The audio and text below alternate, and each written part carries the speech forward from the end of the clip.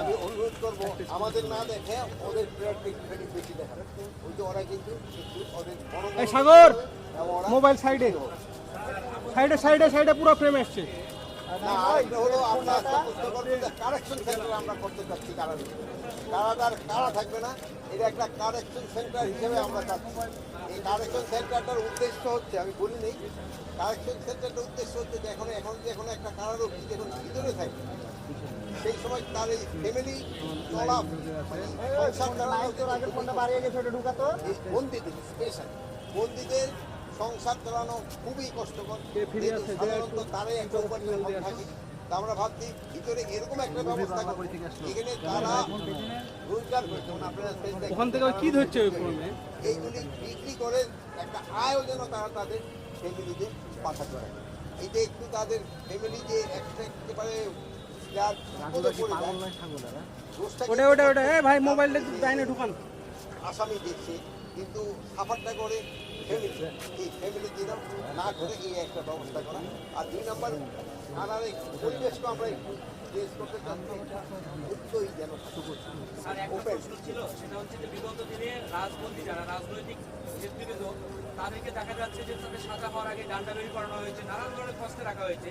কিন্তু এখন দেখা যাচ্ছে, শোনা যাচ্ছে যে ভেতরে এখন তারা বহু মানে হত্যা মামলার আসামি এবং অনেক কুখ্যাত আসামি, তারাও খুব আরামে এসে এখন তারা জেলখানার ভেতরে আছে। স্যার এই ব্যাপারটা একটু কিছু বলেন। আমরা হলো একটা বৈষম্য যেন কোনো কিছুতে না হয়, এবং আপনারা জানেন এই আগে বিভিন্ন ধরনের অত্যাচারের জন্যই কিন্তু জনগণ সামনে থেকে আমরা চাই আইনের একটা শাসন।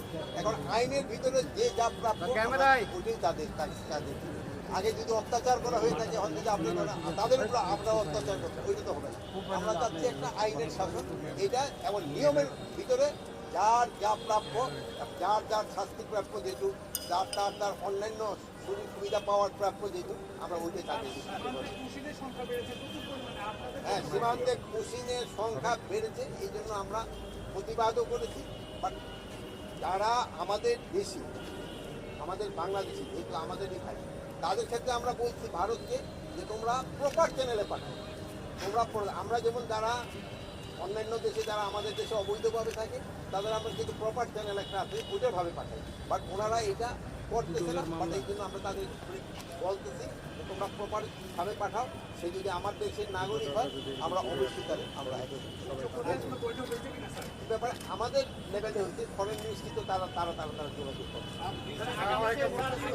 এই সাগর মোবাইল চলে আসছে ফ্রেমে, বারবার বলছি রেকর্ড দিলে দেখাচ্ছ কেন?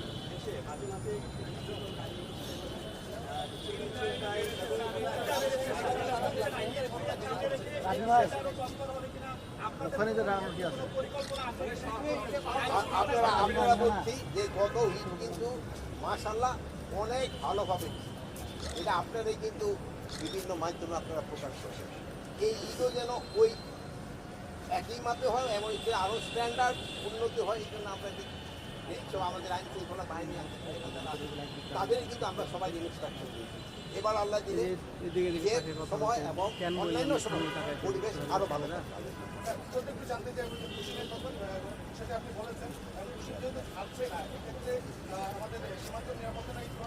আমাদের সীমান্তে কোনো ধরনের নিরাপত্তার কোনো অভাব নেই। আমরা আমার জনগণ সম্পূর্ণভাবে নিরাপদ এবং সীমান্ত সম্পূর্ণ নিরাপদ। আমার বাহিনী সবসময় যে কোনো পরিস্থিতি মোকাবেলা করার জন্য প্রস্তুত আছে। কোনো রকমের অশান্তি এখানে বর্ডারে হবে না।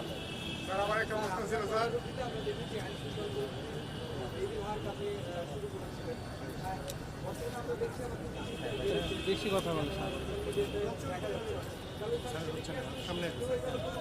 না, এটা কোনো কারণে শিথিল হয় নাই। তা আপনাদের সাথে আপনারা সত্যি সংবাদটা প্রকাশ করেন। যদি সংবাদে বেশি প্রকাশ করা হয়, করা হয়, প্রতিবেশী দেশ কিন্তু একটা সুবিধা পেয়ে এই জন্য আপনারা সবসময় সত্য সংবাদ প্রকাশ করে আসছেন, ওইটি আপনারা প্রকাশ করবেন। এবং এটা যদি আপনি জারি রাখেন, আইন শৃঙ্খলা পরিস্থিতি এবং অন্যান্য জিনিস অনেক উন্নত হবে। আর আপনারা আমাদের সাথে যেভাবে সাহায্য এবং সহযোগিতা করে যাচ্ছেন, আপনারা এটা বজায় রাখবেন। এটা যদি বজায় রাখেন, আইন শৃঙ্খলা পরিস্থিতি এবং অন্যান্য এই যে পরিস্থিতি উন্নত হবে। আপনি দেখছেন দ্রব্য মূল্য কিন্তু আমরা সহনীয় পর্যায়ে, এটা কিন্তু আপনাদের চেষ্টাই। আপনি দেখেন এখন এই যে ধরেন ধানের উৎপাদনও কিন্তু আমাদের এবার অনেক দিন, প্রায় 15 লক্ষ টন আমাদের এই বড় ধানের উৎপাদন করেছে। এই জন্য হয়তো আমাদের যে এটা গত বছর যে আমাদের কিছু আমদানি করা হচ্ছে, তারা আমাদের আমদানি করার প্রয়োজন না হতে পারে। এই জন্য আপনারা সবাই উৎসাহ করেন, আমাদের কৃষকদের যদি উৎসাহিত করেন, ইভেন আলুরও দেখেন, আলুর দাম কিন্তু আলুর দাম ন্যায্য দাম পর্যন্ত পাচ্ছে না। কিন্তু আলু উৎপাদন অনেক এবং এরাও যেন ন্যায্য দামটা পায়, এটার জন্য আপনারা একটু যদি সাহায্য এবং সহযোগিতা করেন ভালো হবে। অনুষ্ঠানে উপস্থিত উপলক্ষে নবীন ডেপুটি জেলার কারারক্ষী, মহিলা কারারক্ষী সহ প্রশিক্ষণ সংশ্লিষ্ট সকল কর্মকর্তা কর্মচারীদের আন্তরিক শুভেচ্ছা ও অভিনন্দন জানাচ্ছি। বক্তব্যের শুরুতে আমি সশ্রদ্ধ চিত্তে স্মরণ করছি মহান মুক্তিযুদ্ধে সকল শহীদদের। একই সাথে আমি গভীর শ্রদ্ধা ও কৃতজ্ঞতার সাথে স্মরণ করছি জুলাই গণঅভ্যুত্থানে আত্মোৎসর্গকারী সকল শহীদকে, যাদের আত্মদানে উন্মোচিত হয়েছে শোষণ ও বৈষম্যহীন দেশ গড়ার নূতন পথ। আমি আরো স্মরণ করছি এই আন্দোলনে যারা আহত হয়েছে এবং পঙ্গুত্ব বরণ করছেন সে সকল অকুতভয় ছাত্র জনতাকে। প্রিয় নবীন ডেপুটি জেলার কারারক্ষী ও মহিলা কারারক্ষীগণ, তোমাদের জন্য আজকের এই দিনটি অত্যন্ত তাৎপর্যপূর্ণ, গৌরবের ও আনন্দের।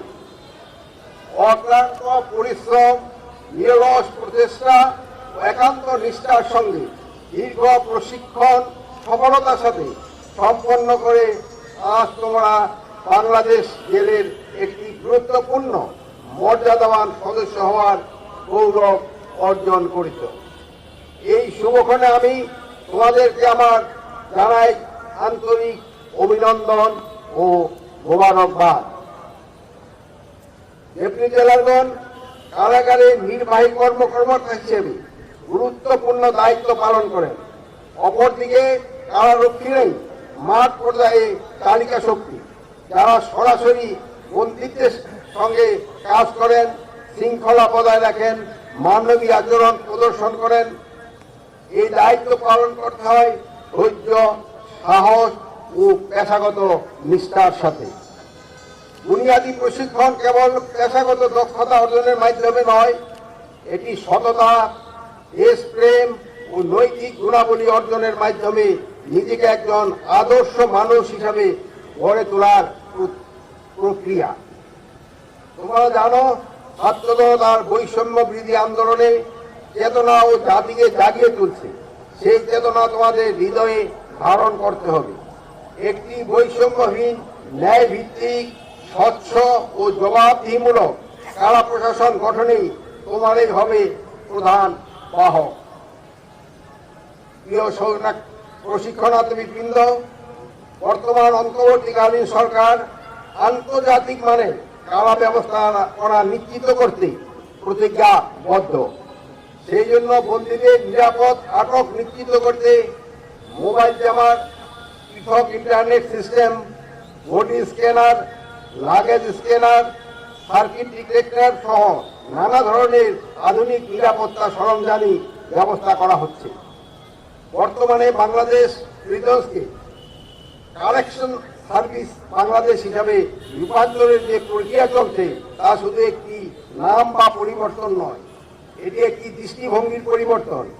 বন্দীকে অপরাধী নয়, সংশোধনযোগ্য মানুষ হিসাবে দেখা এই দৃষ্টিভঙ্গি প্রতিষ্ঠানের জন্যই সরকার কারেকশন ইন্ডাস্ট্রিয়াল পার্ক তৈরি সহ নানাবিধ উদ্ভাবনী পদক্ষেপ গ্রহণে উদ্যোগ নিয়েছে।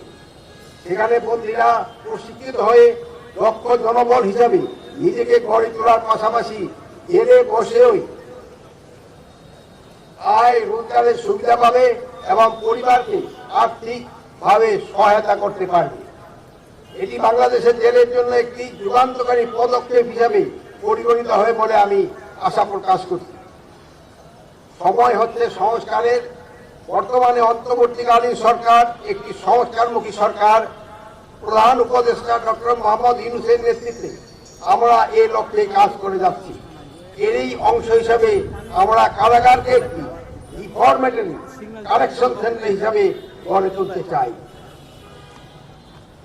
সরকার কারারক্ষীদের সাহসিকতা ও কর্মদক্ষতার স্বীকৃতি স্বরূপ বাংলাদেশ জেল মেডেল প্রবর্তনের নীতিগত সিদ্ধান্ত গ্রহণ করেছে, যা অতি শীঘ্রই বাস্তবায়ন করা হবে। এছাড়া স্বরাষ্ট্র মন্ত্রণালয়ের অধীনে অন্যান্য সংস্থার ন্যায় অবসরগামী কারা সদস্যদের আজীবন রেশন প্রদানের বিষয়েও নীতিগত সিদ্ধান্ত গ্রহণ করা হয়েছে। এই সকল বাস্তবায়নের মাধ্যমে বাংলাদেশ জেলে একটি সেবামূলক প্রতিষ্ঠান হিসেবে নিজেদের অবস্থান আরো সমুন্নত করবে এই প্রত্যাশা করছি।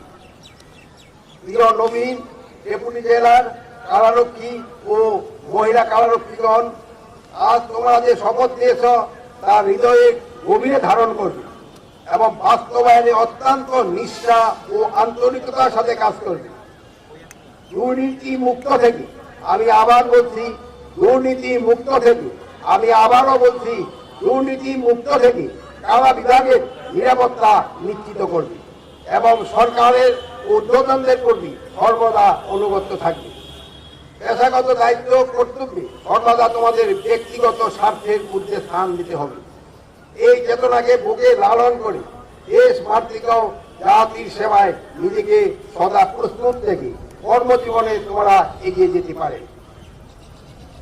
আজ 14তম ব্যাচে নবীন ডেপুটি জেলার এবং 22তম ব্যাচে নবীন কারারক্ষী ও মহিলা কারারক্ষীগণকে কুচকাওয়াজ দেখে আমি অত্যন্ত মুগ্ধ হয়েছি। এই জন্য কমান্ডার, ডেপুটি কমান্ডার সহ সংশ্লিষ্ট সকল কর্মকর্তা কর্মচারীদের আন্তরিক ধন্যবাদ জানাই। সেই সঙ্গে অভিনন্দন জানাই নবীন ডেপুটি জেলার ও কারারক্ষী ও মহিলা কারারক্ষীদেরকে, যারা চমৎকারভাবে এই প্যারেডটি উপস্থাপন করেছে। আমি বিশেষভাবে অভিনন্দন জানাই 14তম ব্যাচের ডেপুটি জেলারদের মধ্যে সর্ববিষয় প্রথম স্থান অধিকারী মোসাম্মদ খাদিজা খাতুন লিমা ও বেস ফায়ারার DMA নুসরাত আল ইসলামকে এবং 22তম ব্যাচের কারারক্ষী ও মহিলা কারারক্ষীদের মধ্যে সর্ববিষয়ে প্রথম স্থান অধিকারী সুব্রত চন্দ্র সরকার ও বেস ফায়ারার রাহাত মিয়াকে। পরিশেষে বলতে চাই, কারা ব্যবস্থা শুধু নিরাপত্তা নয়, রূপান্তরিত হোক মানব কল্যাণের একটি কেন্দ্রে।